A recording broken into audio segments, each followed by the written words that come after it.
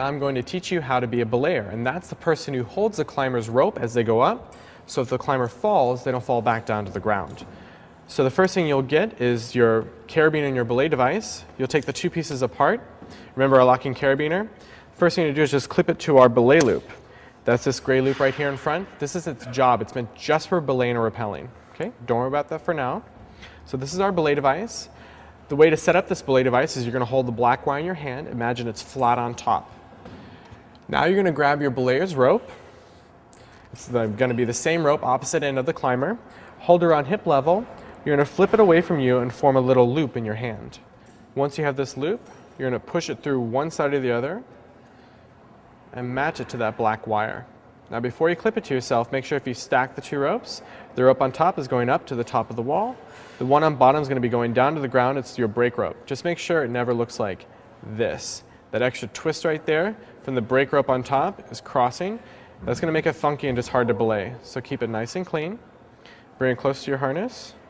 Just clip the rope and the ATC right in together.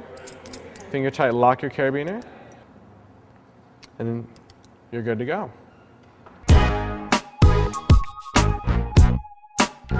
Again, there's this idea of safety. So after you set up as a belayer, you want to go through your safety checks. Always, always check your double back. Never assume that it's done, even as a belayer. Then you're going to check the carabiner clips to your belay loop. The carabiner is locked, and again, we check it by just physically trying to open it. The rope and the wire need to clip in together. The rope's on one side only, and the brake strand's pointing down. So after you set up and you've already done all your safety checks, the first thing to do is you're going to take your strong hand, the hand you write with, you're going to grab the bottom rope, thumb up towards the belay device. This is your brake hand. This is your safety hand. This hand never, ever lets go of the rope. If someone's falling and you got to catch them, all you simply do is pull it close to you. Now remember, the body weight's going to pull on this end.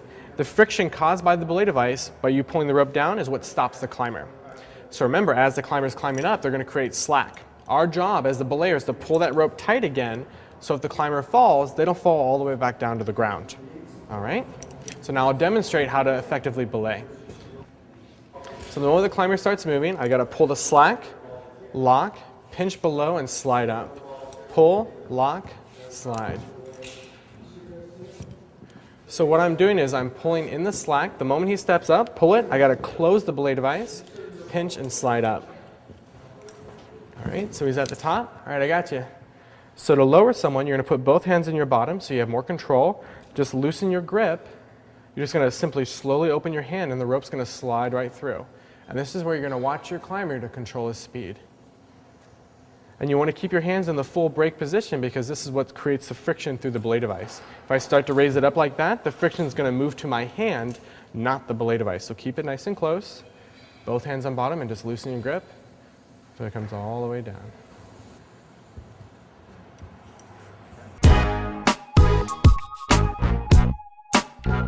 So when you're belaying, and if you ever need to arrest the fall of a climber, if they just come off the wall expectantly or anything, all you have to do is, as you're belaying, just drop it to the brake position.